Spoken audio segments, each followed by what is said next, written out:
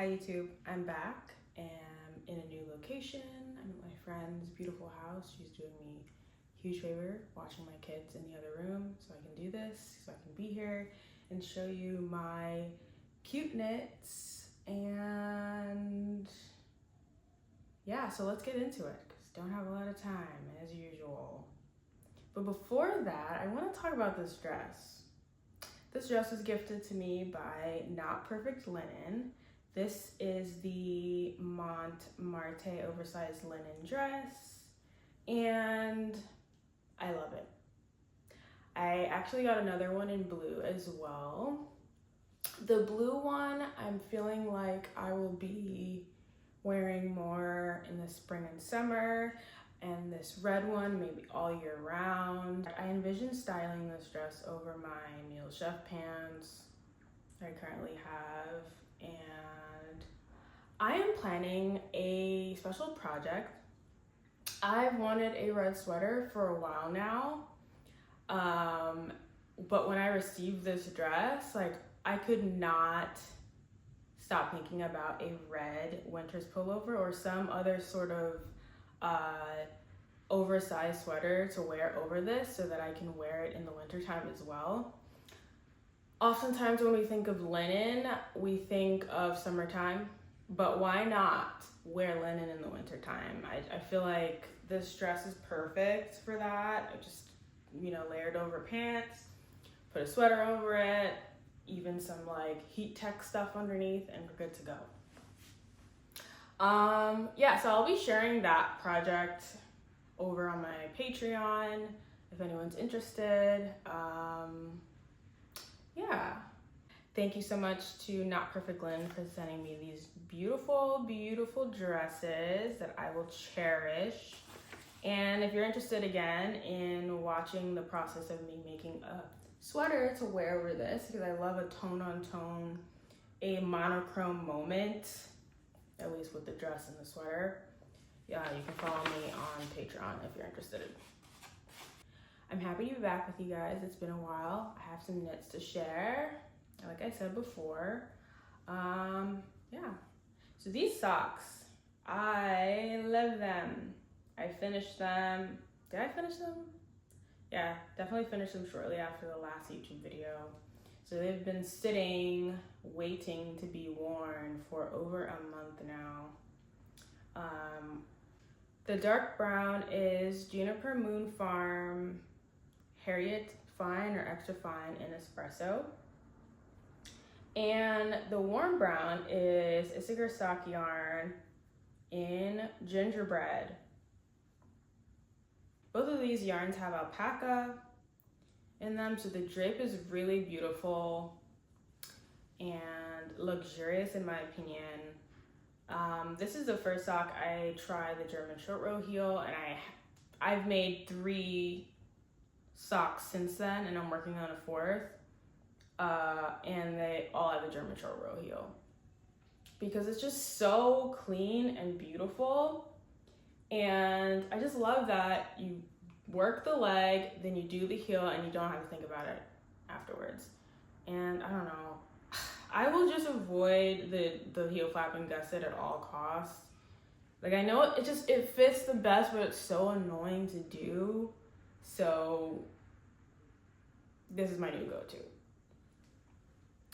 I made this sock using US 0 needles, casted on 76 stitches to compensate for the smaller needles, because my usual go-to is 72 stitches with US 1 needle, 2.25 millimeter. But since I sized down because I wanted a tighter fabric just to test that out, I casted on more stitches. I thought this would be my go-to, but I'm realizing that 2.25 millimeters is much more of a universal needle size to use with my tension, because later on I tried to use US 0 for another sock I was working on, and because the yarn was so thick, so much thicker than these yarns, I don't know, the fabric was it was just too dense for my liking. So I think I'm just gonna stick with 2.25 and 2.25, 72 stitch cast on with my go-to 2x2 rib cuff, and just keep it simple. Yeah, that's that on that. The next sock I casted on are these. Casted on and finished are these. Did I? No. Actually, the next sock I casted on, I don't have to show you right now because I tried to hold off wearing them, but I couldn't. So then I wore them one time thinking, okay, I'm just gonna wear them one time and then put them aside. But I ended up wearing them a lot. And I came to some realizations. I will insert a clip here, actually, of what they look like fresh. I shared it to Instagram as well. This sock, I use Cascade Heritage in the color Bark for most of the sock. And then when I got to the toe, I used Langewald in the color Azure. And now that I'm wearing my socks, I'm realizing that Cascade Heritage is not it. I might be prematurely saying that, but for now I'm feeling like I need to diversify my sock yarns and really test out a bunch of different bases, brands, because I love the color range of Cascade Heritage, but it's just pilling so much and it's not looking cute. Like, I wore this sock,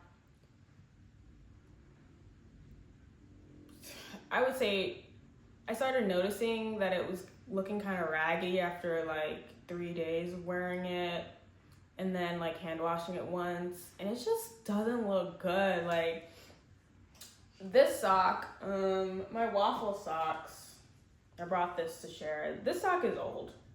This was the very first sock, finger and weight sock I ever made. And I wear this sock, but like, I've hand washed this and machine washed this and one time dried it in the dryer. Mostly I hang it to dry, but I mean, it still looks good to me. Yes, it has some pills, but the Cascade Heritage was looking so raggedy. Like, I'm gonna take a break. The yarn is soft, so I should have known. By the way, this was made with Sweet Georgia Tough Love sock, I believe, in the color Honey Gold. And I'm feeling like I would like to try another color in that brand. I mean, these are kind of, I don't know if these are hand dyed, but it's a bit variegated. The dyeing isn't really even, so I mean, I don't know, we'll see. It's not my favorite, but we'll see. But the one good thing about this sock is that it really kickstarted my love for rib socks. Like, yes, it's annoying, like the purling, it's not like as smooth, because usually when I knit a regular stockinette sock, I always cast on using the long tail method. People ask me about that sometimes. Just a regular long tail cast on, and it works for me. If you need it to be a bit more stretchy, you can do the cast on in a larger needle and then switch to smaller needles for the second round. Or you can just loosely cast on using the long tail cast on method and then tighten it up on the second round and beyond. And then after I finish the cuff using Magic Loop, I always switch to my 9-inch mini circulars, and it just makes, I don't know, my tension is really good, and it's just quick because you're just going around and around and around. You're not doing the whole like Magic Loop thing. But you know, for rib socks, I guess I could use my mini circulars, but I don't. I just do Magic Loop. So yeah, it's more annoying, but the end result is worth it to me. So this is my second rib sock that I made using Cascade Heritage in the color Lemon And for the toe, I used Sweet Georgia Tough Love in the color Honey Gold. And you could even tell here a little bit that this is a thicker yarn than this. Like, I don't know, maybe you can't tell, but I can feel it, like the weight of it. It's like really like bottom heavy, and I can just feel the difference between these two yarns. But anyway, I love this color together. For this sock, I made the foot longer than my last sock, just maybe by 5 rounds. So I think for the brown ones, I did 59 rounds and then the heel on the 60th. This one I did 64 rounds and the heel on the 65th round. Yeah. Again, German short row, heel, and then when I finished the heel, I just continued the ribbing on top and then did knit stitches, stockinette on the bottom. So it was split, magic loop. One side was rib, 2x2 rib, and the other side was just knit. Until I got to the toe, switched colors, and then I just did a standard toe. I haven't worn these yet, but I know they're gonna be totally wrecked because of what my other socks look like. Ooh. I'm gonna have to make another yellow sock in another yarn. So that's that. And then the next one I made are these. I wore this once, so maybe it's not in the best condition, but I love this color. This is Santaskar and Sisu in the color Deep Petrol. I'm looking at my notes. Yeah, Santaskar and Sisu in the color Deep Petrol. And I haven't worn these. I worn this once, but I have a feeling this is going to wear well. It's just a thicker, more like less soft, more hard wearing feeling sort of yarn. It kind of feels like Sweet Georgia Tough Love sock. It's pretty thick. I use US 1 needles for this, and I'm doing the same for this because this yarn is actually pretty thick as well. This is, what is this? This is the Fiber Company Amble in Buttermere. This color is so pretty. I completed the first sock, I think yesterday at some point. Started, well, maybe not yesterday, probably the day before yesterday. And I am working on the second one. I'm nearly there.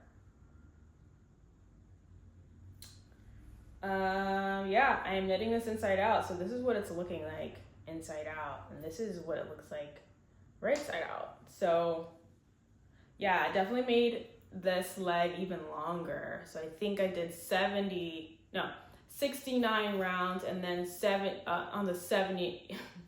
So I did 69 rounds and then on the 70th round, I am doing the heel inside out.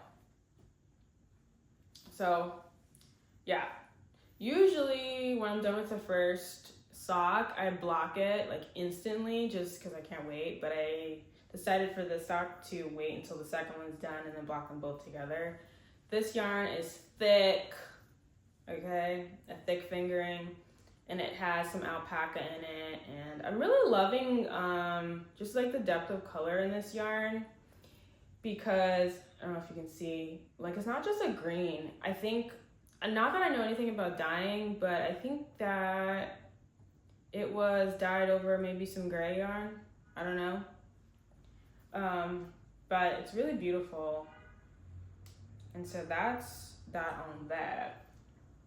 The next thing I'm working on are some, what did I call them? Some questionable whips, because I'm really deciding on whether or not I will continue with these or frog them and do something else with it.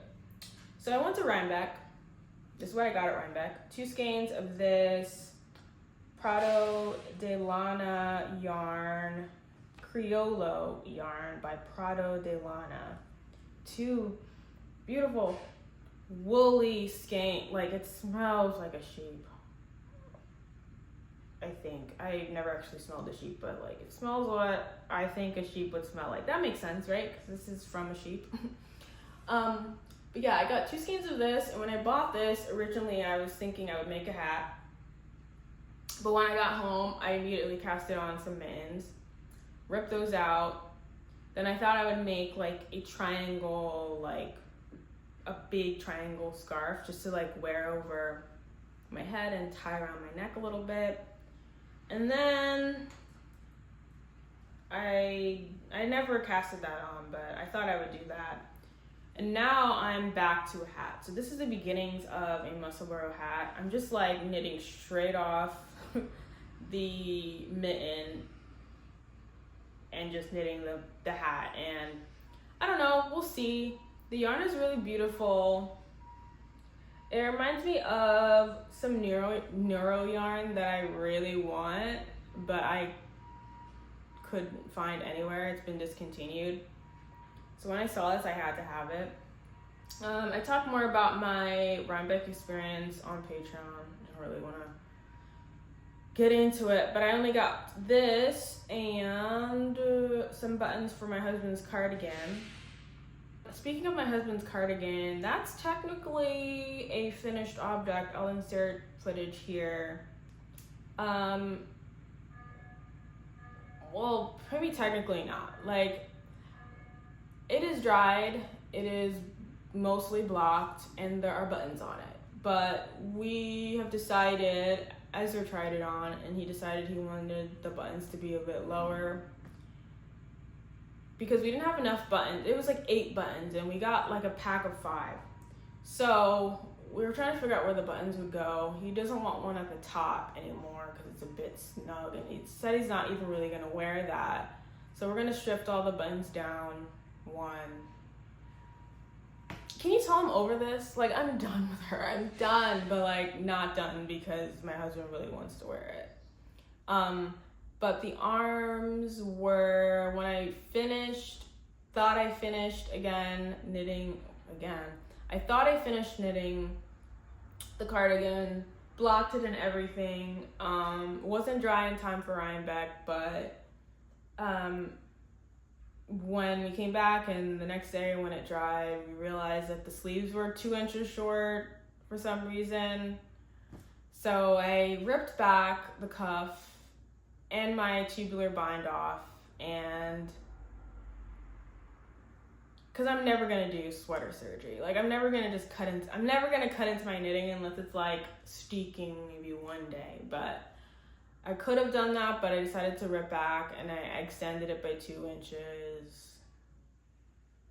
I'm over it, but he loves it so far, even though it's not entirely finished. So that's on pause because I need a break. I need a break from that. Again, another break. This is Kelburn Woolen's perennial yarn in the color vermilion. Beautiful. This red is incredible.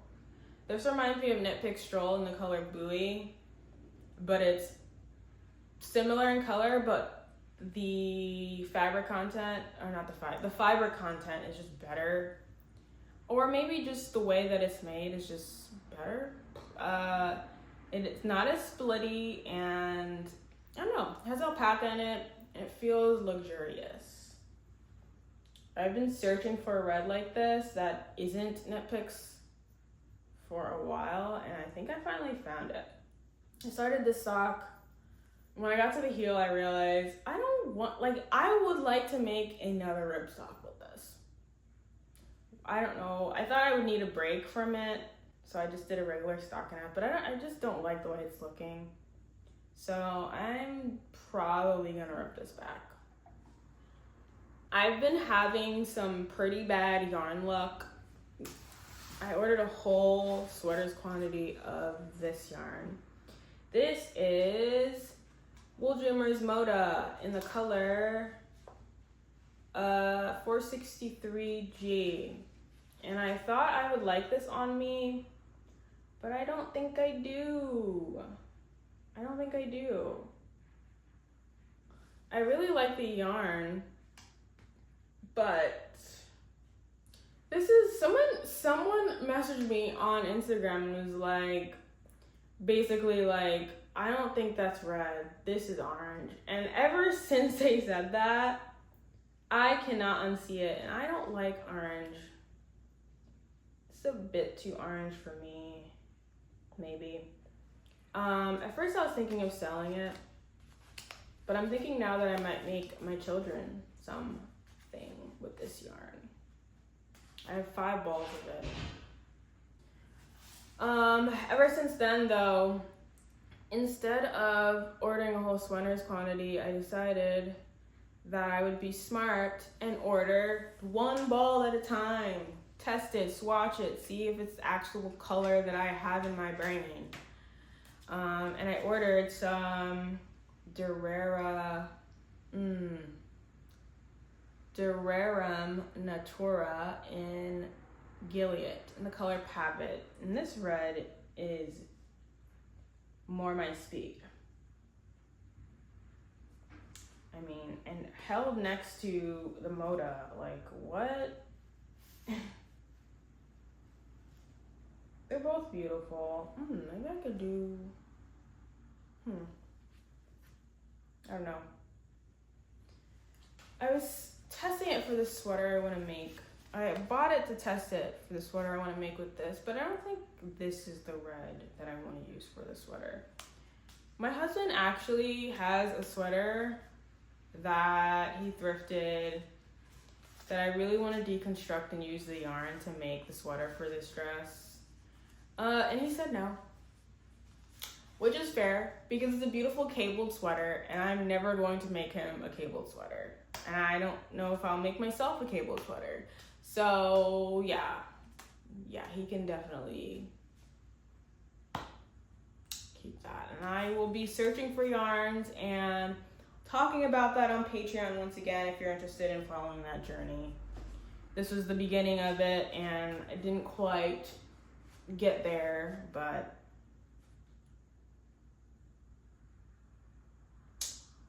it's a trial, it's a work in progress.